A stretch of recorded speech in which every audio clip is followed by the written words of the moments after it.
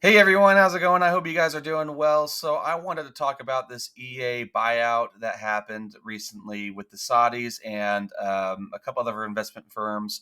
Jared Kushner is one of them as well. He is the son in law of Donald Trump, if you do not know who he is. But there's a lot of people out there who are thinking, um, what's going to happen with EA? And I kind of wanted to give my humble normie opinion on this because I love the Battlefield games. And, well, Battlefield 6 is coming out here soon, and it is an EA game. But if you don't know what happened, if you've been living under a rock, basically the Saudis and these investment firms, they bought EA for $55 billion. And from what I understand, and I could be wrong about this because I am not an expert by any means in this, but EA is in like $20 billion in debt to JP Morgan now, with their expectation right now is to recoup that money. They will be going private as well, but uh, I'm not kind of going to go into detail about the ins and outs of that because I'm not knowledgeable about it. Again, this is just kind of like an opinion video, okay? And I'm not going to talk about the blood money either. That's not what this video is going to be about. But the Saudis have been really stoked on sports games. I'm sorry, it's just sports in general. Okay, like example is with the WWE, they just struck a deal with TKO Holdings to have WrestleMania, the biggest wrestling event of all time, to take place in Saudi Arabia next WrestleMania. Not this WrestleMania, but next WrestleMania. That's got a lot of people upset. But again, we're not going to go into that. But it shows that, the Saudis are really stoked on this stuff. They've invested in a lot of sports teams. They own a lot of sports teams. And it seems like they're trying to get a lot of sports. It seems like they're trying to be the sports capital of the world, maybe. I don't know. But they have dropped a lot of money on this stuff. So why EA? Well, EA obviously has the two biggest sports titles in the world, FIFA and Madden, right? So what's going to happen with this company in these games? Um, so what I think is going to happen is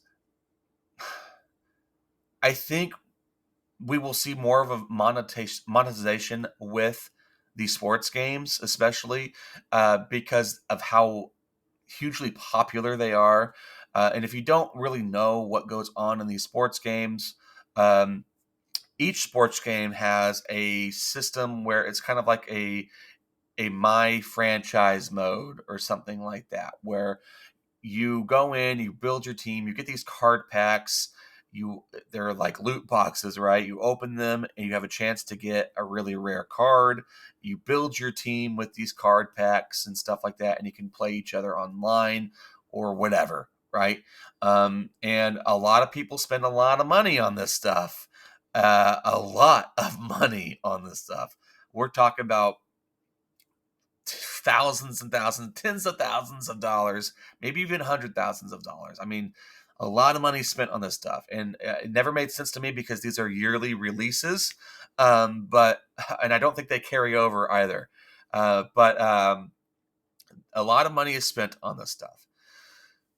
So I see them heavily monetizing that to gain maximum profit because people are just really stoked on Madden and FIFA.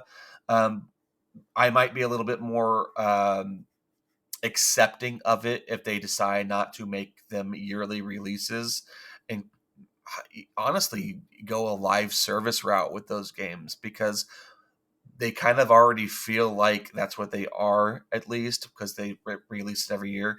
And you got to think, like, every time I played a new Madden game and FIFA game, the only things that really seemed different were maybe the graphics a little bit and maybe a small change in like a mechanic in the game. Like they brought back a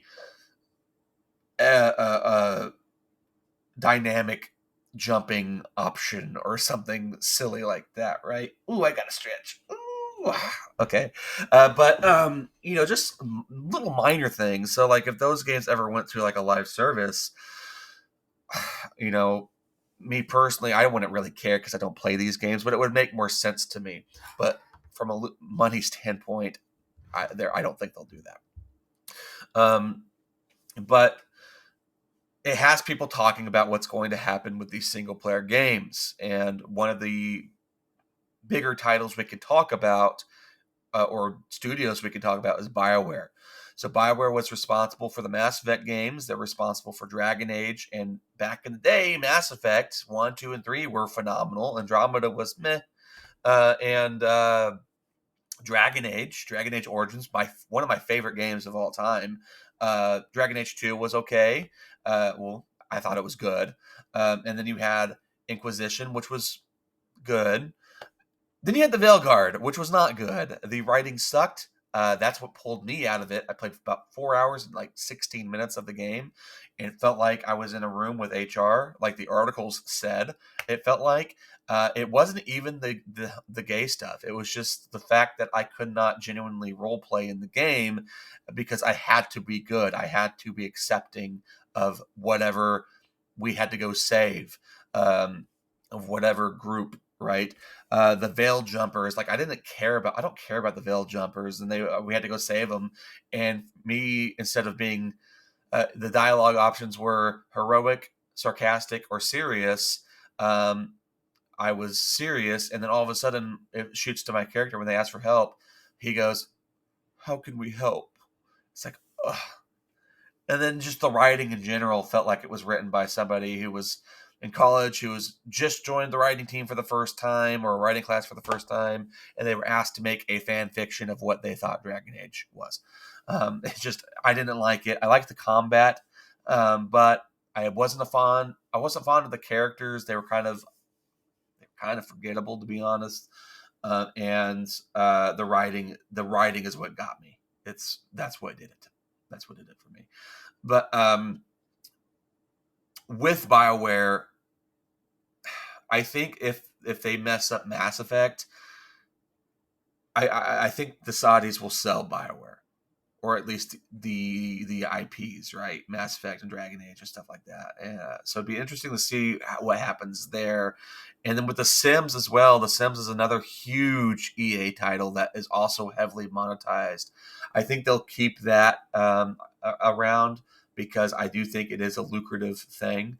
But one thing a lot of people are worried about with these titles is what's going to happen with the Alphabet People stuff. A lot of people are saying on the left that this is the end. They'll never see it again. I don't think that's going to be the case. I don't think it's going to be gone, but I don't think it's not going to be as much of a spectacle as we have been seeing the past several years.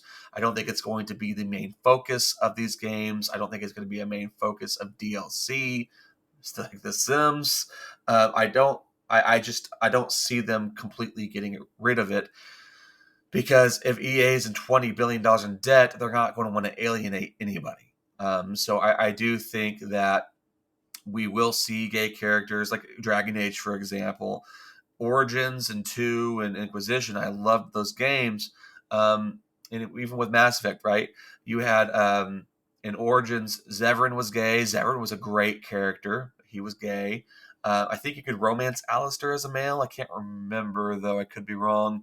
But then you move on to Dragon Age 2, where Anders, he was gay. He was a very prominent and important character in that game. Fenris was bi. You go on to I can't remember much of Inquisition. I think the Canary was gay. Sarah, she was gay. Then you go to Mass Effect. Kaden Alenka was gay. Again, another important character if you chose to save him in Mass Effect 1 and 3. But I don't think that I don't think they'll take them out completely. I think if they can make it make sense for the story, it will be fine. Again, I don't think they're going to want to alienate audiences, because that was one of the big problems with Inquisition in the beginning. I'm sorry, not Inquisition, the Veilguard. I got Inquisition on the brain for some reason, but so the Veilguard, all I remember for the marketing after that abysmal commercial,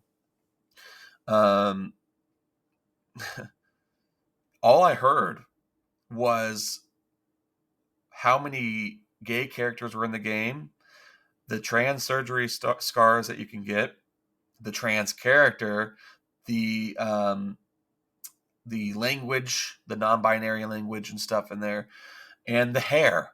How great the hair customization was, which it was pretty dope. I'm not gonna lie, but that's all I heard about the game. I didn't hear much about the gameplay or anything. And then we saw the gameplay, but that was after the fact, and it was just kind of like, you've already made me eat shit, and now you're showing me this serious gameplay.